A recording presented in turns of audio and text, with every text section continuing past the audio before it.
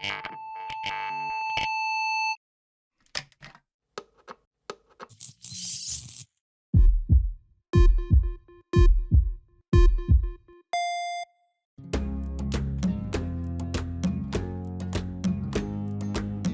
الخير، وزي ما بوعدكم كل مرة في برنامجكم تعالى ما اقولكش، معايا النهاردة دكتور علم الفلك والطاقة دكتور رئيف رأفت.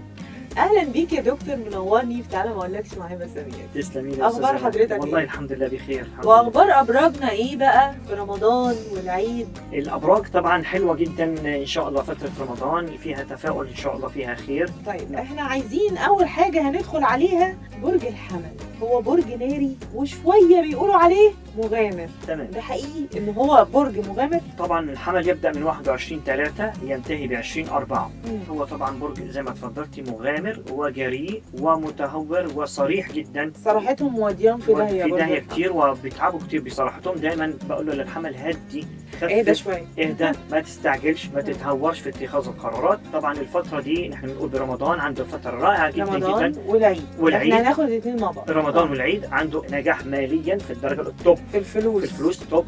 استرجاع فلوس، تحقيق مشاريع ماليه ان شاء الله. ده البرج الحمل. الحمل من ناحيه اخرى بحذر برج الحمل برمضان والعيد بحاجه السلبيه بقى، انه ينتبه من بيع وشراء عقارات او يدخل في متاهات في مشاكل عائليه. وياخد باله من ادوات الحد والنيران وقت بيكون في داخل المطبخ، يعني كان شيف او كان ست برج حمل تخلي بالها من خلي بالها في المطبخ والادوات الحد والنيران. طيب الصحه، صحيا ينتبه على صحته شويه، الامور مش بتكون مريحه تمام، مش كويس، يحافظ على صحته. بس طبعا يعني بس هلا دخل عيد ميلاده برج الحمل، يعني هلا تدريجيا هيستعيد عافيته برج الحمل ان شاء الله بعد عيد ميلاده. بعد عيد ميلاده. نعم. طيب وفي الحب عنده حلو، كان الشهر فات حلو، والشهر ده اللي كمان ممكن حقق نجاحات فيه حلوه. ممكن انا علاقه هيبشر بعلاقه حلوه جدا ان شاء الله. يعني اللي ما ارتبطش ممكن يرتبط؟ ممكن نرتبط. تمام، ممتاز جدا. هندخل بقى على برج السيطره والغرور والغموض، واللي ساعات كده بيقعد يخطط ويدبر لحاجات من غير ما نعرفها اصلا. برج الاسد. برج الاسد مغرورين، مغرور، العنيد، كريم ومغرور. العنيد دائما كريم، هي قاعده اساسيه بعلم الابراج وعلم الفلك. طبعا بيحب الاضواء والشهره، ينجذب للاضواء والمشاهير جدا جدا. لكن انا دلوقتي بعتبره من الناس الكرماء جدا. يبدا طبعا من 23/7 ينتهي ب 22/8. هي الفتره فتره برج الاسد. الفتره رمضان والعيد عنده فتره رائعه جدا بسمعته، بمنصب، بترقيه، ده في العمل والسمعه شيء حلو.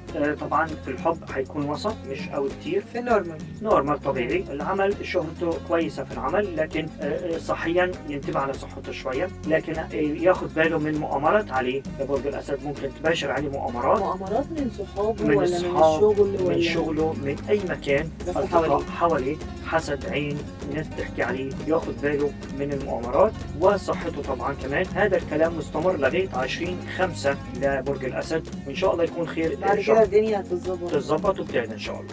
ان شاء الله. هو برج حريص. تيجي نشوف مع دكتور رئيف هما ليه بيقولوا عليه حريص؟ هو العذراء برج مميز من الحراسة وكتوم جدا. حراسة يعني بخل؟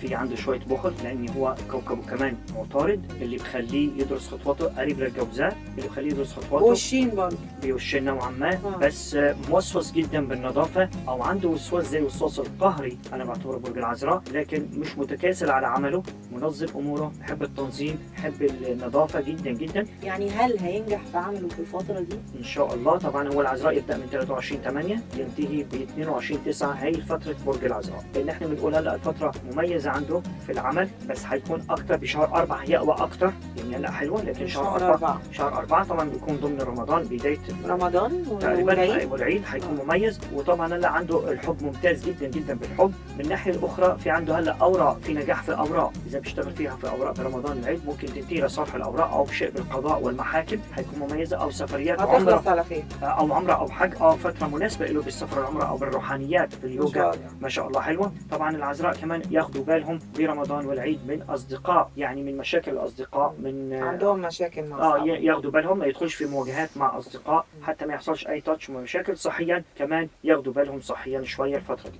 نيجي بقى للبرج القمر، برج الجمال، برج الأناقة، والبرج الحبوب واللي كل الناس بتحبه. الميزان برج برجي أبراج. معلش يا تمام. جماعة. ده برج مميز لأن هو برج طبعا يبدأ من 23/9 ينتهي ب 22/10. فترة الميزان هو لأن كوكبه الجمال هو كوكب فينوس، كوكب الزهرة هو دايما خاطف الأنظار. جدا. كستات كرجالة مميزين جدا في أناقتهم، بلبسهم، بشكلهم، حساسين، عاطفيين، محظوظين، لكن مترددين. أنا بنصح فعلاً الميزان ما مترددين. يترددوش باتخاذ القرارات، يتخذوا قرار لأن حظهم معهم، لكن يؤمنوا بالحب من الأبطال العاطفيين والفنانين والمزوئين في التعامل وفي كل شيء. الميزان في الحب أخباره إيه؟ نورمال، وسط طبيعي. طبيعي. العمل ممتاز، الفترة اللي جاي حتكون ممتازة. العمل هيكبر أكتر. الفترة دي عنده فلوس حلوة هتيجي لبرج الميزان بالعيد رمضان. دولارات تسديد الديون هتكون دولارات. ناجحة جدا. هبة فلوس هتكون حلوة. من ناحية أخرى صحيا ينتبه شوي على صحته، مش يعني نورمال في العادي. لكن عادي. المريخ هلا عنده موجود عنده بالرمضان والعيد، يعني ينتبه شوي من حد يشوه سمعته لبرج الميزان، وياخذ باله ما يدخلش في اي مواجهات مع مدير اعماله في عمله او زملائه بالعمل او شيء في الشغل، يعني في الشغل في جدال. ايوه بالمؤسسات الحكوميه، يعني ياخذ باله اكثر وما يكونش متهور برج الميزان. عندنا بقى دلوقتي برج العقرب. هو ليه يا دكتور دايما بينتقم من كل اللي حواليه مع ان في ناس منه طيبه جدا؟ بسبب في كوكبين عنده برج العقرب، هو بلوتو والمريخ. البلوتو اللي بيهدم عشان يعمر حاجه جديده. العقرب بينقسم لقسمين. القسم الاول طبعا تابعين لبلوتو الكوكب، في منهم حياديين ومستقرين كويسين، وقسم ثاني منهم من نوع اللي بيحبوا يعملوا مشاكل او انتقامات او كده. طب اخبار العقرب ايه في الحب؟ الحب طبعا فتره ممتازه جدا الفتره الحاليه، لان الزهره قصاده ببرج الثور اللي بتعمل له نجاحات في الحب، نجاحات في المشاريع العمل، فتره مناسبه. لكن يعني المتجوزين ياخذوا بالهم من اي تاتش عاطفي، يدرسوا الامور اكثر، ما يتهوروش باتخاذ القرار. مشاكل البيت، مشاكل البيت طبعا. هو العقرب يبدا من 23 اكتوبر بينتهي ب 21 نوفمبر، هي فتره العقرب. العمل الصحه حاليا كويسه، لا باس فيها، ما فيش اي قلق عليه، ممتاز جدا. العمل عنده يا ممتاز وسط يعني، او بيعتبر ممتاز لا باس فيه في الطبيعي. بس هون عنده ياخذ باله برج العقرب الفتره كمان برمضان والعيد من اي مشاكل قانونيه او قضائيه او شيء تزوير او شيء يتعلق بالاستيراد يعني تزوير يحصل له هو كبرج. ممكن يشتغل هو تزوير، يزور حاجه ياخذ باله، هو اللي يزور. هو ممكن ينتبه ياخذ باله من اي شيء تزوير او اي شيء باوراق تتعلق او ببزنس التجاره، ياخذ باله يدرس امور اكثر، ما يتهورش لغايه 20/5. نعم ان شاء الله. هندخل بقى على البرج السريع الغضب، برج القوس. برج ناري، بس هو طيب جدا وبيحب الاطفال قوي وبيحب الرياضه قوي جدا، وبيحب الاماكن الطبيعيه، الطبيعه، الجناين، ده كله ده بيحبه برج القوس. بس هو ليه سريع الغضب؟ سريع الغضب برج ناري لاني سريع الغضب وسريع الرضا. كوكب جوبيتر كوكب الحظ، انا بعتبره من الابراج المحظوظه، من الابراج لاني كوكب الفرح والمرح والحظوظ وتحقيق الامنيات والسفريات، بحب اكتساب المعرفه. هو لما بيدخل عند اي حد بيبقى حظه حلو جدا جدا جدا. هو الكوكب اللي مسؤول عنه القوس. يبدا القوس من 22 نوفمبر ينتهي ب 21 ديسمبر، هي الفتره برج القوس. في عنده صحته حاليا انا بعتبرها ممتازه جدا، ما فيش اي خطوره عليه، ما عندوش مشاكل، ما فيش مشاكل ان شاء الله. الحب عنده مميز حاليا جدا في الحب. العمل يبدا من 20/3 العمل حيكون افضل عنده. بعد 20/3 ايوه يعني من امبارح تقريبا. ايوه الامور حتكون افضل، لكن انا شايف انه هو في نجاح في عمل فتره رمضان والعيد، نجاح في عمله، بصحته حتكون مميزه اكثر. في عنده بس ياخذ باله برمضان والعيد نقطه ضعفه الفتره دي ظهره، ياخذ باله على منطقه الظهر. لكن كمان بحذره برج القوس اي مشاكل ماليه، ياخذ باله من اي مشاكل ماليه، قروض بنكيه او فلوس او شراكات عمليه، هون ياخذ باله، او اي مشروع يدرسه اكثر عشان ما يتهورش فيه او عشان يدخل ما فيه يقعش مشاكل. منه. نعم بس ان شاء الله خير.